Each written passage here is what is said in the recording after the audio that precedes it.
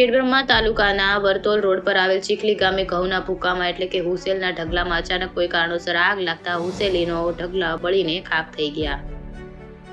પશુઓના મોઢામાંથી કોળિયો છીનવાઈ ગયો. ખેડબ્રહ્મા નગરપાલિકા ફાયર બ્રિગેડને જાણ કરતા મિની ફાયર બ્રિગેડ લઈને રોહિતભાઈ, વિશાલભાઈ ખેર, સંતોષ પટેલ તેમની ટીમ ત્યાં પહોંચી હતી.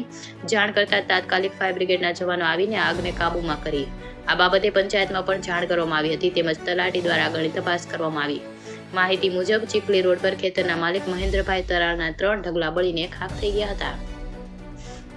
India 24 news reporter Jayesh Thakor સાથે શૈલેષ પટેલ, ચીફ બ્યુરો, સાબરકાંઠા.